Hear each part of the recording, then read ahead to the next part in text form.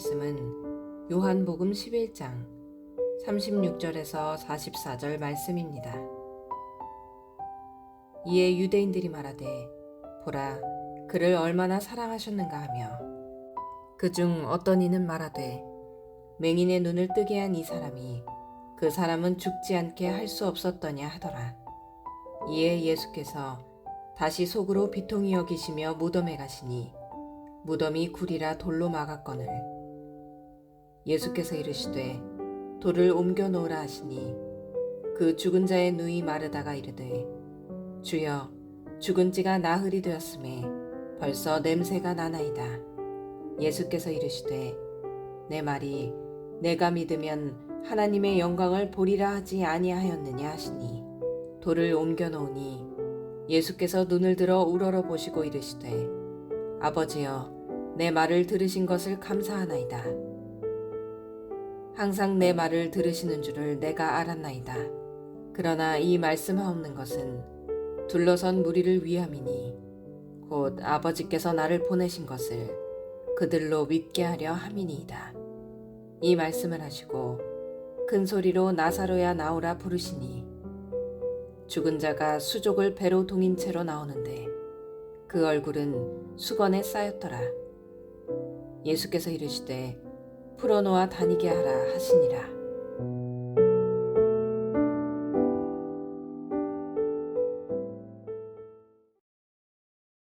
요한복음은 크게 둘로 나눌 수 있습니다.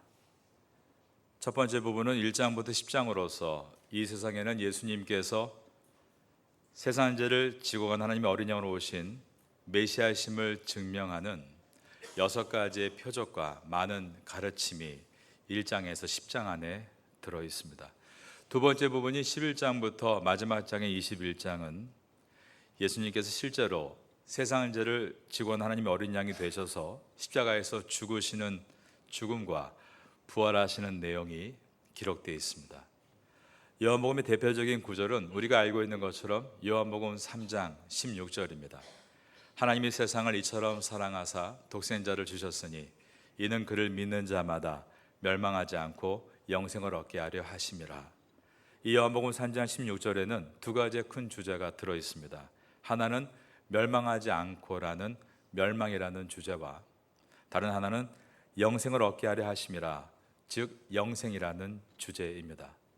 요한복음의 앞부분인 1장부터 10장은 하나님께로부터 온 율법을 지킨다는 유대인들마저도 자기의 의로 구원에 이를 수 있다라고 생각하고 구원자이신 예수님을 핍박하는 장면을 보여주므로 모두 인류 가운데 인간 스스로의 힘으로 구원에 이를 수 있는 사람은 한 사람도 없다라는 멸망에 대한 내용을 우리에게 기록했습니다. 두 번째 부분이 11장부터 21장은 그러나 하나님은 자신을 찌르려 하고 죽이려 하는 그러한 세상임에도 불구하고 그 세상을 사랑하셔서 독생자를 보내주심으로 그를 믿는 자마다 멸망치 않고 영생에 이르게 하신다는 영생에 대한 이야기를 보여줍니다. 요한복음은 세부적으로는 4개로 나누어질 수 있습니다.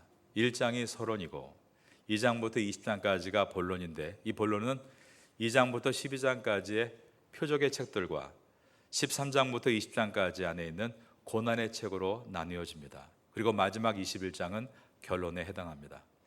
오늘 본문이 죽은 나사로가 살아나는 11장은 문단으로 보면 표적들의 책 안에 들어있는 부분입니다. 그런데 조금 전에 말씀드린 대로 11장부터 21장까지가 요한복음의 후반부로 예수님의 고난과 부활에 대한 이야기인데 이 속에 나사로가 부활한 오늘 본문 이 표적이 들어간 이유는 나사로의 죽음과 부활은 오늘의 제목과 같이 예수님의 고난과 부활하심을 아주 상세하게 계시하고 있는 표적이기 때문입니다.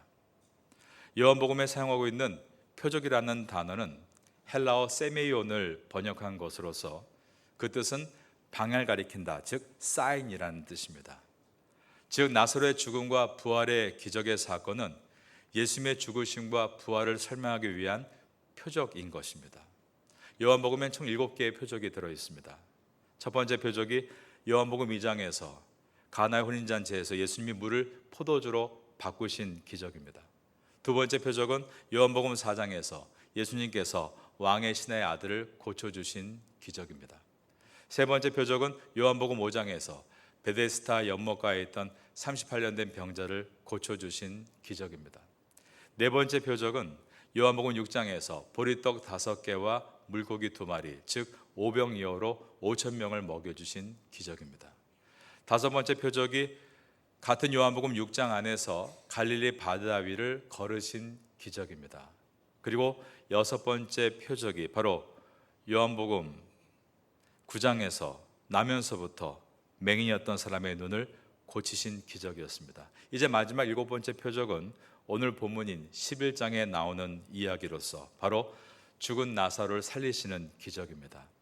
이러한 표적들은 모두가 예수님이 누구이신가, 그리고 그분이 이 땅에서 이루실 일이 무엇인가를 가리키는 사인, 즉 표지판들이었습니다. 그런데 사람들은 그러한 표적들을 오로지 이 땅에서 누리게 되는 미라클이다, 기적으로만 생각을 했고, 그 기적을 얻기 위해서 큰 무리가 되어 예수님을 따라다녔습니다. 예수님을 알라딘의 요술 램프 안에 있는 지니와 같이 생각을 했고, 어떤 사람은 예수님께서 내가 주는 물을 마시는 자는 영원히 목마르지 않는다라고 하자 그 물을 나에게 줘서 다시는 물 길러 나갈 필요 없게 해달라고 요구하기도 했습니다. 오병이어의 기적을 보여주시자 사람들은 공짜 떡을 계속 원했고, 결국 보리떡 7개와 물고기 2마리로 4천 명을 먹이신 칠병이어의 기적까지 보았지만, 그 후에 예수님께서 더 이상 기적을 보여주시지 않자 그 모든 사람들이 예수님 곁을 떠나고 말았습니다. 요한복음이 보여주고 있는 7가지의 표적은 중요한 특징을 가지고 있습니다. 그것은 예수님께서 표적을 보여주시면 사람들은 그것을 땅에서 누리는 복이라고 오해를 하게 되고, 주님은 그것을 통해 하나님의 나라에 대해서 아주 깊고 길게 강해 나가시는 방법을 취하십니다. 즉 요한복음은 표적과 오해와 강해의 구조를 가지고 있습니다. 그런데 이러한 현상은 오늘날에도 동일하게 일어납니다. 오늘 본문에 있는 죽었던 나사로가 살아난 사건에 대해서 위에 있는 요한복음 11장 4절을 한번 눈으로 보시면, 예수님께서 들으시고 이르시되 이 병은 죽을 병이 아니라 하나님의 영광을 위하며 하나님의 아들이 이로 말미암아 영광을 받게 하려 함이라라고 되어 있습니다. 그런데 오늘날 사람들이 이 예수님의 말씀에 대해서 이렇게 해석을 합니다.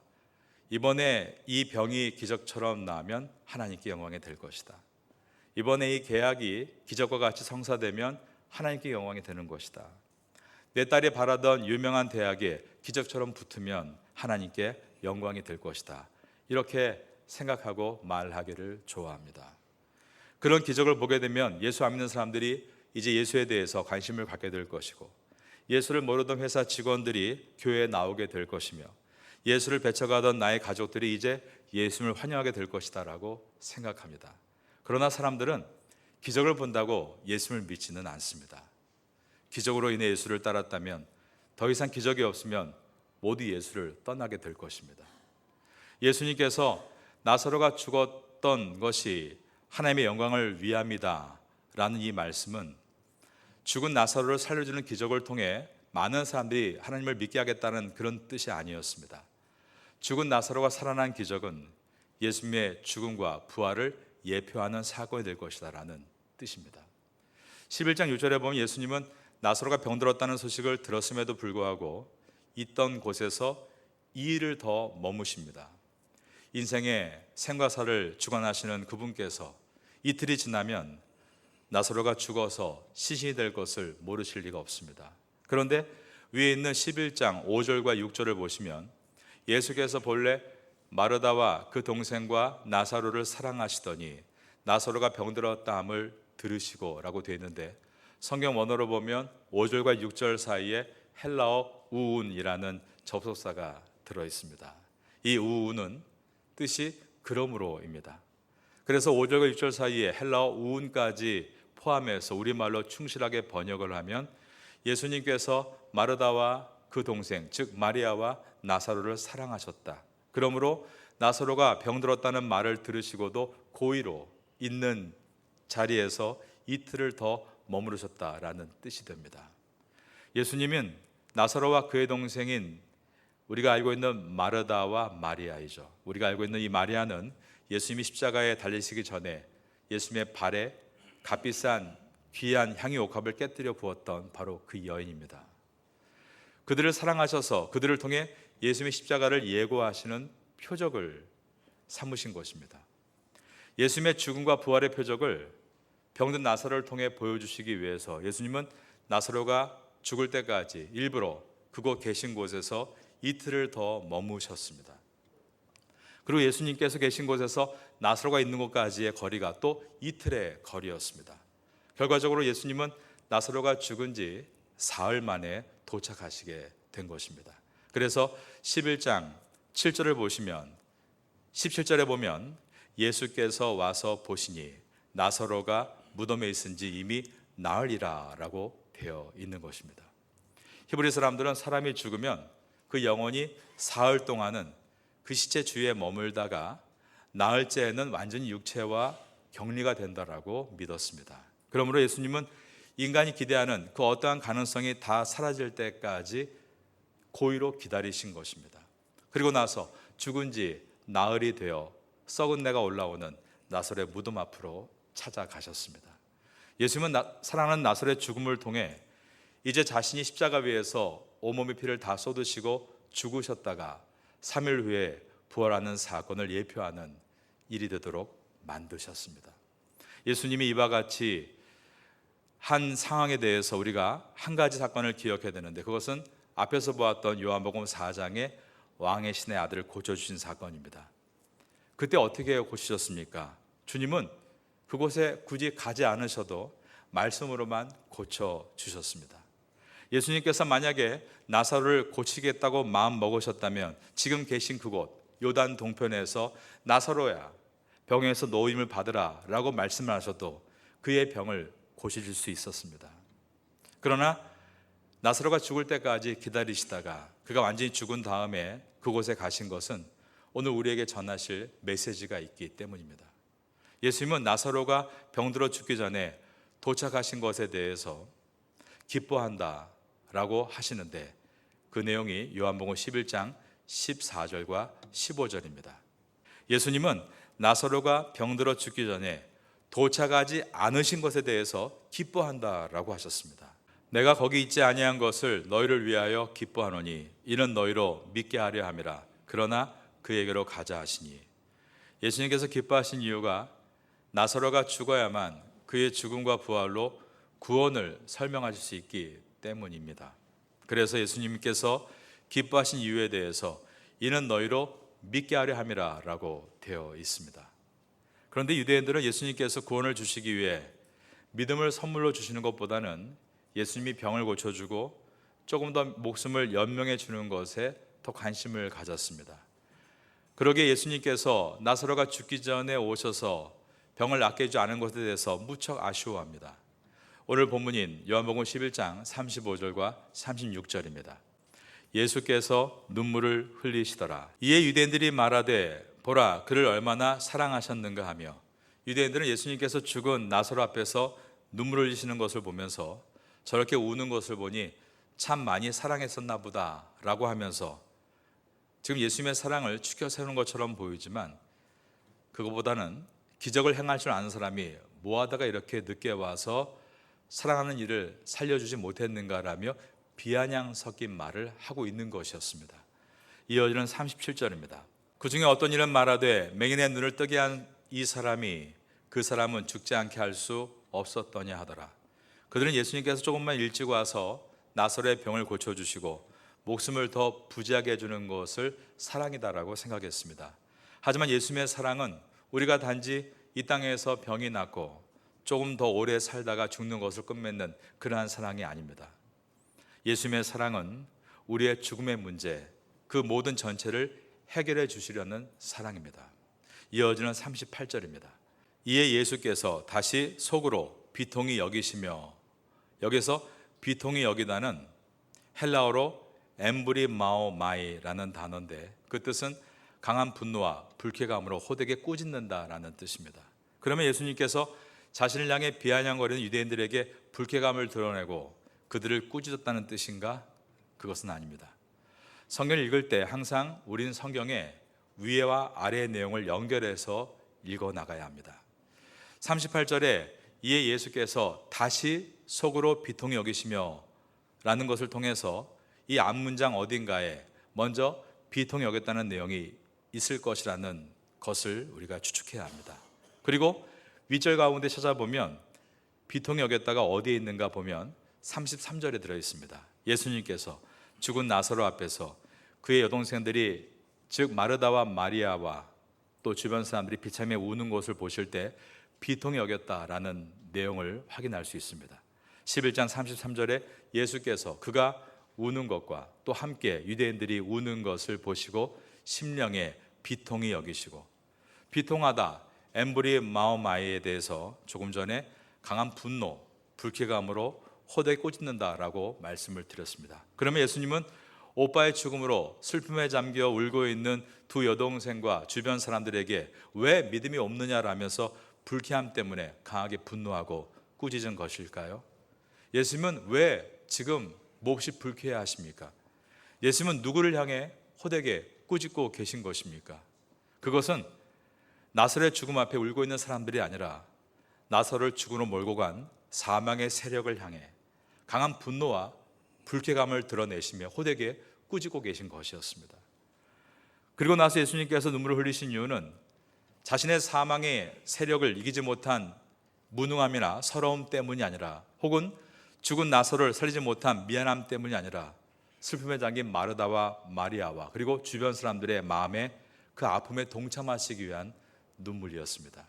이제 예수님은 나사로를 안치시킨 동굴 앞에 막아놓은 돌문을 치우라고 말씀합니다. 그런데 따르는 제자들 중에 정말 믿음이 좋다라고 지금까지 알고 있었던 예수님 전체 일행에게 음식을 대접해 줄 정도로 손이 컸던 마르다의 불신앙이 여기에서 완전히 드러나고 맙니다. 마르다는 이미 죽은 지 사흘이나 지나서 썩은 냄새가 풀풀 나는데 왜 문을 열라고 하십니까? 라며 예수님의 명령에 순종하지 않은 것입니다. 39절입니다. 이 마르다의 불신앙적인 모습은 사실은 사망에 사로잡혀 이 땅에 살고 있는 모든 사람들을 대표하고 있습니다. 우리는 모두가 예수님을 나의 구주로 믿고 구원받은 성도입니다. 하지만 우리도 때때로 마르다와 같이 걱정하고 절망하며 불신앙으로 살 때가 많이 있는 것입니다. 어쩜 오늘도 많은 걱정과 함께 이 자리에 앉아 계신 분도 계실 것입니다. 예수님은 불신앙으로 가득한 마르다와 마리아와 주변 사람들에게 다시 말씀을 기억나게 도와주셨습니다. 40절입니다. 예수께서 이르시되 내 말이 내가 믿으면 하나님의 영광을 보리라 하지 아니하였느냐 하시니, 그러므로 우리는 믿음이 없으면서 믿음이 있는 척하는 사람이 되기보다는 믿음이 없는 나에게 오늘도 이 거룩한 주일에 예배를 통해 말씀으로 찾아오시고 믿음을 주시는 주 앞에 서 있어야 합니다. 여러분, 오늘도 하나님께서 여러분의 마음 가운데 말씀으로 새 소망과 믿음을 주시기를 예수님의 이름으로 축원합니다. 예수님은 돌 문을 옮겨놓게 하시고 눈을 들어 하늘을 우러러 기도하셨습니다. 41절입니다. 돌을 옮겨 놓으니 예수께서 눈을 들어 우러러 보시고 이르시되 아버지여 내 말을 들으신 것을 감사하나이다. 예수님께서 눈을 들어 기도하시는 것은 곧 성자 예수님의 모든 능력이 하늘로부터, 즉 성부 하나님께로부터 온다는 의미이고 성부 하나님과 성자 하나님의 마음이 하나이신 것을 보여줍니다. 42절을 보겠습니다. 항상 내 말을 들으시는 줄을 내가 알았나이다. 그러나 이 말씀 하옵는 것은 둘러선 무리를 위함이니 곧 아버지께서 나를 보내신 것을 그들로 믿게 하려 함이니이다. 예수님은 죽어 썩어 누워있는 나사로에게 큰 소리로 나사로야 나오라 라고 말씀하셨습니다. 43절입니다. 이 말씀을 하시고 큰 소리로 나사로야 나오라 부르시니, 우리도 한번 크게 저를 따라해 보실까요? 나사로야 나오라. 우리가 이 예수님의 외침에 대해서 나를 향한 외침으로 들을 수 있어야 합니다. 우리는 빛 대신 예수님을 나의 심령에 모시고 이 땅에 빛된 존재로 살라고 부름받은 사람들입니다. 하지만 때때로 컴컴한 무덤 속에 죽어 누워있는 나사로처럼 웅크리고 앉아 괴로워하며 죽음과 같은 고통을 맛보며 살 때가 있습니다. 하지만 우리가 어떤 지경에 있다 할지라도 우리를 반드시 빛으로 끌어내시겠다, 그런 주님의 의지가 들어있는 말씀이 바로 11장 43절인 것입니다. 이 말씀을 하시고 큰 소리로 다시 한번 따라 하실 때는 주님이 내 심령에 하시는 말씀으로 받으며 한번 저를 크게 따라 하겠습니다. 나사로야, 나오라. 여러분이 어떤 상황에 계시건 그 상황이 이미 죽어 어두운 동굴에 갇힌 것처럼 있다 할지라도 예수님은 구원하신 성도를 반드시 어둠에서 불러내시는 능력의 주님이심을 오늘 본문이 말씀하고 있는 것입니다. 이어서 11장 44절을 보겠습니다. 죽은 자가 수족을 배로 동인채로 나오는데 그 얼굴은 수건에 쌓였더라. 예수께서 이르시되 풀어놓아 다니게 하라 하시니라. 여기에서 수건이라고 번역한 헬러 수다리온이라는 이 단어는 요한복음에 딱 2번이 나오는데 이곳에 한 번, 또 한 번은 죽어 장사 지냈던 예수님의 얼굴을 덮었던 그 수건할 때에 이 단어가 한 번 더 나옵니다. 앞으로 만나게 될 요한복음 20장 7절을 여러분께 미리 읽어드립니다.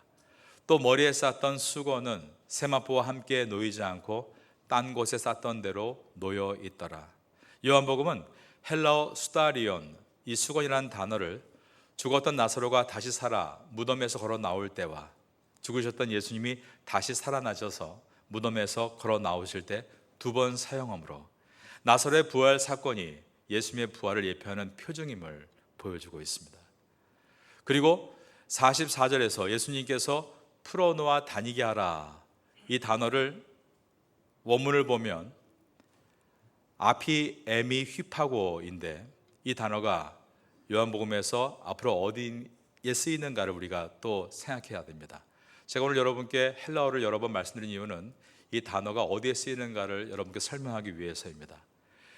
풀어놓아 다니게 하라, 아피 에미 휘파고는 요한복음 18장 8절에서 예수님이 자기를 결박하러 온 군대들에게 제자들이 가는 것을 용납하라라고 하실 때 똑같은 단어 아피 에미 휘파고라는 단어를 사용했습니다. 요한복음 18장에서 예수님의 결박으로 인해 대신 풀려나게 되는 제자들을 향해 아피 에미 휘파고라는 단어를 사용하고, 오늘 본문 11장에서 예수님이 죽은 나사로를 살려주시고 풀어놓아 다니게 하라라는 단어에서 똑같이 아피 에미 휘파고라는 단어를 그대로 쓴 이유는 죽은 나사로가 다시 살아나게 된 것은 예수님께서 나사로를 대신해서 대신 결박당하셨기 때문이다라는 뜻이고, 이 표적은 나사로가 완전히 죽어 썩은 냄새가 나는 절망의 상태에서도 달리 살신 것처럼 누구든지 인생에서 완전히 패배했고 망했고 심지어 죽어 썩었다 할지라도 예수님께서 그를 풀어놓아 다니게 하라 말씀하시면 사마의 권세에서 벗어나 새로운 삶을 얻을 수 있는 분임을 보여주는 표적, 사인인 것입니다. 우리나라 지성인 가운데 문화부 장관을 지냈던 이어령 선생님이 있습니다. 예수를 평생 믿지 않다가 늦지막한 나이에 예수님을 자신의 구주로 영접하고 뛰어난 지성인답게 강한 필체로 예수님을 힘있게 증거하다가 89세의 나이로 지난 2025년에 하늘나라에 입성했습니다. 그가 쓴 글 중에 그레도라는 섬에 대한 이야기가 있습니다. 우리나라에는 섬이 3,358개가 있는데 그 중에 그레도라는 섬은 사실 어디에도 없습니다. 이혜론 선생님은 문학적인 기질을 발휘해서 살기 힘들 때, 절망할 때, 자신의 꿈과 소망이 산산조각 났을 때 그래도 새로운 소망을 주는 섬이 있다라는 것, 그런 복음을 전하기 위해서 그레도라는 섬의 이름을 붙인 것입니다. 이혜론 선생님이 늦지막한 나이에 예수를 믿게 된 이유는 그 가정 안에 놀라운 기적을 만났기 때문이 아니었습니다. 세 남매 중에 이혜론 선생을 가장 많이 닮았던 아끼고 사랑하던 딸이 암 판정을 받게 되고 실명 위기를 겪었을 때, 그리고 그녀의 아들 즉 이혜론 선생의 손자가 자폐 판정을 받았을 때, 그럼에도 불구하고 딸이 예수님께로부터 주신 말씀과 같이 풀어놓아 다니게 하라, 병에 매이지 않고 자식에 매이지 않고 예수님 안에서 자유롭게 자기 인생을 힘차게 사는 모습을 보며 이혜론 선생님도 예수 그리스도를 자신의 구주로 영접한 것입니다. 이런 선생님의 딸 이미나님은 우리가 많이 알고 있는 분입니다. 미국에서 변호사와 검사로 활동을 했고 또 목사님이 되셔서 한국에서 젊은이들을 위해 목회를 하다가 또 수년 전에 결국 지병으로 돌아가셨습니다. 암으로 투병하던 중 숨을 거두기 며칠 전에 주일 설교 영상에 지금도 컴퓨터 여러분 웹사이트에 다 남아 있습니다. 강단에서 아픈 몸을 이끌고 이리저리 움직이는데 저는 그 모습을 볼 때마다 정말 풀어놓아 다니게 하라. 사마의 권세도 그를 이기지 못했구나. 그런 마음이 늘 제 마음속에 남아 있습니다. 이런 선생님은 결국 아버지로서 딸의 죽음을 보아야 됐지만 그는 이제 그레도라는 섬에 살고 있는 성도로서 딸이 죽은 것이 아니라 자는 것임을 알았고 딸이 죽음 이후에 깨어 영원히 살게 될 것을 알았기에 그는 딸을 향한 책의 제목으로 딸에게 보내는 굿나잇 키스라고 짓기도 했습니다. 여러분의 삶이 캄캄한 동굴 속에 누워있는 것 같다 할지라도 아무 소망이 보이지 않은 채 죽어서 이제는 썩은 내가 올라오는 그런 상태가 된 것 같다 할지라도 여러분 모두는 예수님을 구주로 영접한 성도로 그레도라는 섬에 살고 있는 사람들입니다. 예수님께서 여러분에게 나사로야 나오라, 그를 풀어 놓아 다니게 하라 말씀하시면 우린 언제든지 일어나서 주와 함께 다시 새로운 인생을 시작할 수 있는 성도가 된 사람들인 것입니다. 요한복음은 이러한 놀라운 말씀들을 우리에게 보여주고 있습니다. 오늘 나사로야 나오라 이 말씀 속에 나사로 대신 여러분 각자의 이름을 한번 넣어 보십시오. 아무개야 나오라, 심태선아 나오라, 그를 풀어 놓아 다니게 하라. 한 주간 동안도 세상 권세를 이기신 그리스도 앞에 여러분 주님의 음성 가운데 승리하시는 성도가 될 수 있기를 예수님의 이름으로 축원합니다. 지금은 함께 기도하는 시간입니다. 2월의 공동기도 제목은 첫째, 모든 성도가 생명의 삶 요한복음 큐티를 통해 신앙의 기초를 다지게 하소서. 둘째, 주일 새벽 금요 예배 말씀을 통해 회복과 부흥이 일어나게 하소서. 셋째, 각 구역 예배가 말씀으로 깊어지는 사랑의 공동체가 되게 하소서. 넷째, 모든 사역이 말씀으로 세워지게 하소서. 말씀을 붙잡고 기도하는 귀한 시간 되시기를 바랍니다.